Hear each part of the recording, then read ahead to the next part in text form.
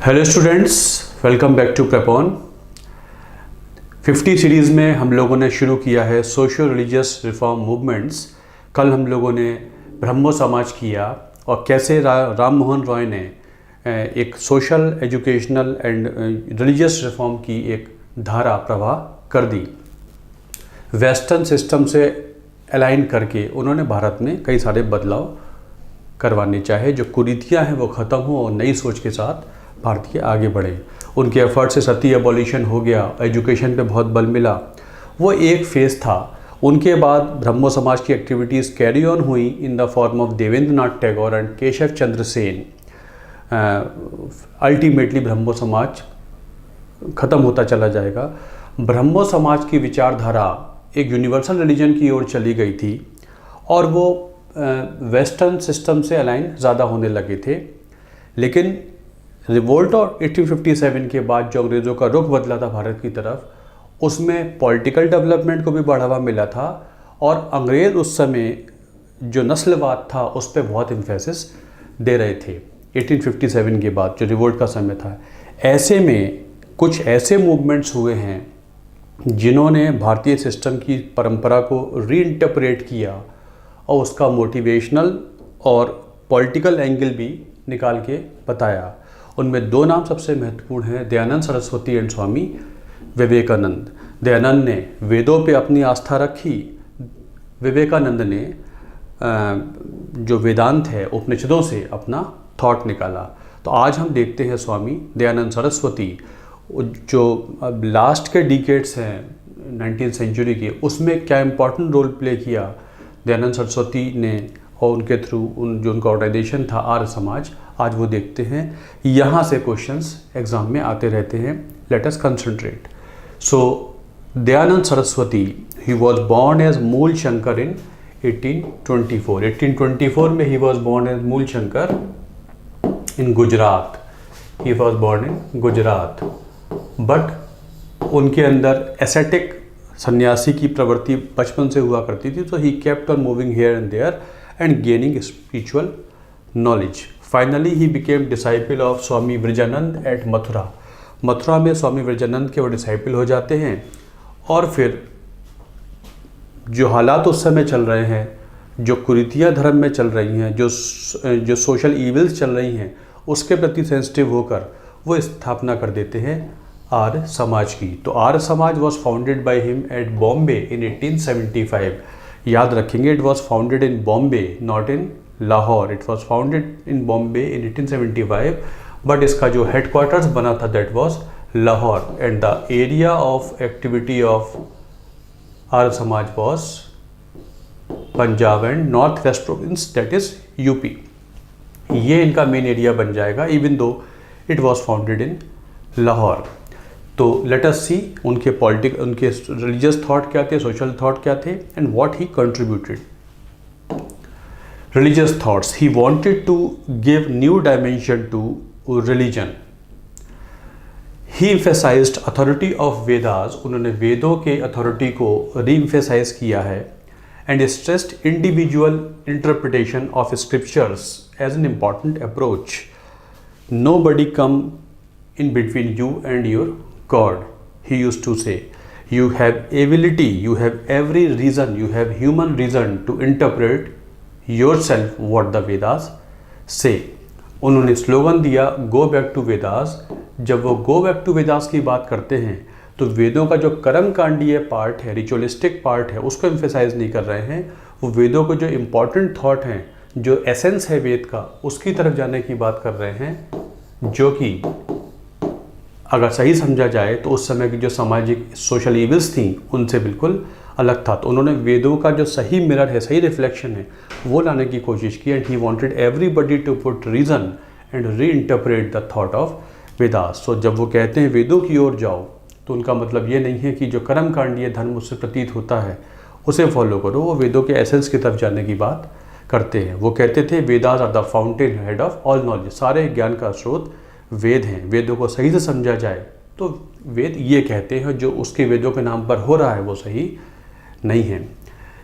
उनका कहना है ये जो पुरोहित वर्ग है इसने शास्त्रों का एक परवर्टेड मीनिंग आपको दिया है और सही मीनिंग नहीं दिया है, इसलिए as I have told you nobody can come in between you and your God, hence he denounced priestly domination of religion. ये जो पुरोहितों का धर्म पर सर्वाधिकार है ये ख़त्म होना चाहिए। And considered Puranas as the books of falsehood. ये जो पुराण और बाद की किताबें हैं जो परवर्टेड मीनिंग है धार्मिक शास्त्रों का, वो उन्हें सही नहीं मानते थे। झूठ का संग्रह है ये सारी किताबें जो डॉगमेटिक थिंकिंग और कर्मकांडीय थिंकिंग, लिमिटेड थिंकिंग को प्रमोट करते हैं, जबकि वेदों का एसेंस ऐसा नहीं है। He believed in the effort of an individual effort towards one's own salvation. You can work upon your own salvation, nobody else is required. You have every ability to have your own interpretation of the things, and rejected the idea of escape from this world and get a reunion with God। वो जो उपनिषदों का angle था monism का, एक ईश्वरवाद का, आत्मा परमात्मा एक है और ये जो दुनिया है it is the place of evils and we should somehow escape from this area of evils and get reunion with God. उन्होंने इसको डाउन प्ले किया है। ये पर्पज़ नहीं है ह्यूमन एग्जिस्टेंस का। He was more concerned with the problems of people in this world rather than the problems of people in the other world। उन्होंने वो जो स्पिरिचुअलिज्म का एंगल है बहुत ऊंचा, उसकी तरफ इतना नहीं, उन्होंने कहा इस दुनिया में जो समस्याएं हैं उनका निवारण होना ज़रूरी है। तो उन्होंने जो वेदांत का, उपनिषदों का जो एंगल है मोनिज्म, उससे हटकर समाज की जो समस्याएं हैं उनको निवारण के लिए धर्म का कैसे इस्तेमाल कर सकते हैं। उन्होंने ये भी कहा कि अपने जितने एक्शंस होते हैं उनको ये मत कह दो कि नियति ने ऐसा चाहा था, डेस्टिनी ने ऐसा चाहा था, ये जो हुआ है ये होना था। तुरंत उन्होंने रिजेक्ट किया। You have every ability and capability to turn the things around. तुम बदल सकते हो। प्रीडेस्टिनेशन ऑफ इवेंट्स पर वो विश्वास नहीं करते थे। Human conduct should be ethical. जो भी है इथिकल होना चाहिए, राइट और रॉन्ग के बीच का फ़र्क जानना चाहिए। ये कह देना कि ये जो एक्शन हुआ है ये ऐसा होना था, वो उसको आउट राइटली रिजेक्ट करते थे। मतलब he didn't have any faith in destiny. ये छोटे छोटे पॉइंट याद रखेंगे। विवेकानंद और Arya Samaj did not have any faith in destiny. Human actions can change, he used to say. He condemned नियति, that is destiny, and upheld the principles of karma. Upheld the principles of karma. कर्म के principal पे वो, जैसे मैं आपको बता रहा हूँ, विश्वास करते थे, डेस्टिनी में विश्वास नहीं करते थे। उनके विचारों ने सामाजिक बदलाव बहुत स्तर पे शुरुआत की। जितनी सोशल इविल्स थी उनके खिलाफ वो काम करते थे। Child marriages are at all not required. Child marriages होनी ही नहीं चाहिए। ये वही समय था जब रुक्माबाई केस वगैरह चल रहे थे, BM मालाबारी वॉज वर्किंग। उससे पहले वो जो विचार चल रहा था उन दिनों चाइल्ड मैरिजेस का, जिसमें window remarriage act Ishwarchand Vidyasagar का आ गया था, 1872 का ब्रह्मो मैरिज एक्ट आ गया था, वो चेंजेस हो रहे थे। उसी में उन्होंने भी कहा कि चाइल्ड मैरिजेस तो कंडेम होनी चाहिए और सार्केस्टिकली कहते थे Indian Hindus are children of children. बच्चों के बच्चे हैं हिंदूज। बचपन में शादी कर दी जाती है तो बच्चों के बच्चे होते हैं Hindus. He used to say, he strictly, you can say severely condemned child marriages. He wanted women to come to the forefront and work shoulder to shoulder with men folk. So he promoted widow remarriages, intercaste marriages and equal status to women. Caste के बंधन नहीं होने चाहिए। Cast के बंधन होते हैं तो डिवीज़न होता है, और डिवीज़न होता है तो राष्ट्रवाद डेवलप नहीं हो सकता। वो कहते थे इंटरकास्ट मैरिजेस हो सकती हैं एंड मेन वीमेन की इक्वलिटी पे वो काम करते थे। Modern education is very very important. जो पश्चिमी शिक्षा है वो बहुत इंपॉर्टेंट है, साइंटिफिक एजुकेशन बहुत इंपॉर्टेंट है, बट उसका जो यहाँ प्रभाव होना है वो इंडियन सिस्टम के अनुसार होना चाहिए। जब वो आधुनिक शिक्षा की बात करते हैं तो पश्चिमी शिक्षा की बात नहीं करते। पश्चिम का सब कुछ हमारे लिए नहीं है। जब वो मॉडर्न की बात करते हैं तो उसका जो प्रोग्रेसिव एंगल है उसकी बात करते हैं। पश्चिमी शिक्षा का मतलब तो हो गया कि विदेशी शिक्षा के हिसाब से, उनके थॉट के हिसाब से यहाँ मोल्ड किया जाए, ये मतलब नहीं है। वहाँ का जो अच्छा है वो लिया जाए और अपने एग्जिस्टिंग सिस्टम को उसके हिसाब से रिफॉर्म किया जाए। So in that regard he favoured modern education but within the constraints of Indian culture, not at the cost of Indian culture. On the other hand chaturvarna system को वो मानते हैं, और जो बर्थ के बेसिस पे नहीं बट ऑक्यूपेशनल बेसिस पर, based on occupation not based by birth. वर्ण व्यवस्था जो बर्थ पे आधारित थी, जो इंटरप्रिटेशन दिया गया है वो कहते हैं ये जो वेदों का इंटरप्रिटेशन और सिस्टम के बारे में ये ऑक्यूपेशन बेस्ड है, बर्थ बेस्ड नहीं है। Considered right actions to be necessary and his dharma was based on differentiating between right and wrong. जो वेदों में धर्म की बात है उसमें एथिकल कंडक्ट होना चाहिए, सही गलत का फैसला करना आना चाहिए, तो ही धार्मिक शिक्षा तभी माना जाएगा कि वेदों का एसेंस आपको समझ में आया है। He preach fatherhood of God and brotherhood of man. इस पे बहुत इम्फेसिस देते थे, you should definitely believe in God and try to have communication with him, but there should be no division, there should be brotherhood of man.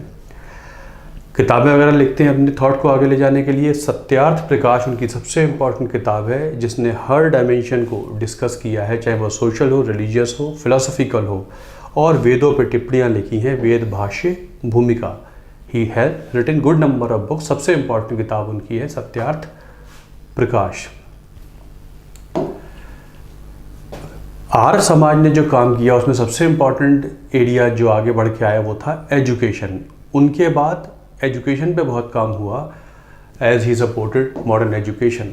उनके बाद शुरू हो जाता है Dayanand Anglo Vedic DAV movement जिसे कह देते हैं, Dayanand Anglo Vedic education system, DAV education system, जिसमें लाला लाजपत राय, लाला हंसराज ये बहुत अग्रणी रहे थे। अंग्रेजी मतलब वेस्टर्न एजुकेशन और भारतीय शिक्षा पद्धति का एक संगम होना चाहिए, दोनों में जो अच्छी बातें उनका एजुकेशन सिस्टम होना चाहिए। और जब ये हुआ तो definitely English education was supported by DAV movement and the first DAV college was started in Lahore by this group in 1885। पहला डीएवी कॉलेज शुरू होता है और फिर एक डीएवी मूवमेंट बन गया, पूरे भारत में स्कूल कॉलेजेस शुरू होने लगे। ऐसे ही दयानंद के एक शिष्य हुआ करते थे मुंशी राम, वो टिपिकल गुरुकुल पद्धति पे भारतीय शिक्षा का सिस्टम चलाना चाहते थे और उन्होंने हरिद्वार में शुरू की गुरुकुल शिक्षा व्यवस्था जो आजकल कहलाता है गुरुकुल कांगड़ी विश्वविद्यालय। 1902 में शिक्षा व्यवस्था शुरू करते हैं स्वामी श्रद्धानंद, जिनका रियल नाम था Munshi Ram. He was disciple of, you can say, Arya समाज के इंपॉर्टेंट लीडर हुआ करते थे। वो typical traditional Indian education based on shastras, Indian system, भारतीय शास्त्रों में सब कुछ है, बाहरी शिक्षा की ज़रूरत नहीं है। तो ये डिवीज़न हो गया था, ये ट्रेडिशनल इंडियन आउटलुक था और ये एक वेस्टर्न सिस्टम से जो बेस्ट हो सकता है उसका समावेश किया जाए, इसकी भारत को ज़रूरत है।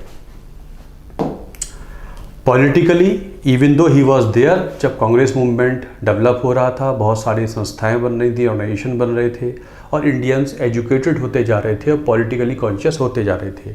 दयानंद एंड विवेकानंद उस समय हुआ करते थे, बट उन्होंने पॉलिटिकल डेवलपमेंट पार्टिसिपेशन कभी नहीं किया। No direct participation though influence the course of freedom struggle. Bankim Chandra, Dayanand और Vivekananda, they were very much there when these things were getting developed, but they never took direct part in the freedom struggle, yet their thoughts became the motivational basis of freedom struggle. Bankim, Dayanand and Vivekananda. Bankim Chandra भी 1860-70s में काम कर रहे हैं, आनंद मठ लिखते हैं, Vande Mataram compose करते हैं। दयानंद अपने तरीके से राष्ट्रवाद कह रहे हैं, विवेकानंद ने तो और आगे चलकर पढ़कर इसको बताया है। पॉलिटिकली एक्टिव नहीं थे, स्टिल उन्होंने कहा, दयानंद ने, भारत भारतीयों के लिए है। उनका पॉलिटिकल मैसेज था भारत भारतीयों के लिए है। India should be for Indians. मतलब अगर कहा जाए not as part of freedom struggle, वैसे तो कांग्रेस ने कहा अगर स्वराज की बात सबसे पहले की थी तो it was Swami Dayanand Saraswati was the first to speak of swaraj, India for Indians. उनको बोला गया Martin Luther of India. 14-15 century में जैसे यूरोप में मार्टिन लूथर हुआ करते थे, जिन्होंने यूरोप में जो क्रिश्चियनिटी की डॉगमेटिक चीज़ों को हटाकर एक नया विचार पैदा किया था, वही हिंदू धर्म में नया विचार पैदा किया स्वामी दयानंद सरस्वती ने। इसलिए उनको मार्टिन लूथर ऑफ इंडिया भी कह दिया जाता है। मार्टिन लूथर यूरोप में एक प्रोटेस्टेंट मूवमेंट की शुरुआत कर देते हैं, जिसमें क्रिश्चियनिटी के में जो कमियां थी उनको अटैक करना शुरू किया, नई चीज़ों को आगे लाना शुरू किया। वही काम दयानंद सरस्वती ने हिंदू धर्म के लिए किया, भारतीय धर्म के लिए किया, जिसमें ये जो धर्म की जो सही इंटरप्रिटेशन है वो ये है, जो करते आ रहे हो वो धर्म द्वारा बैक्ड नहीं है, आप गलत उसे समझा रहे हैं लोगों को। Hence called Martin Luther of India. 1883 में इनकी डेथ हो जाती है।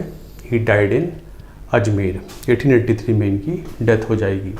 तो that was Dayanand Saraswati, another social reformer who played a very very important role in the social reforms in India in the late 19th century.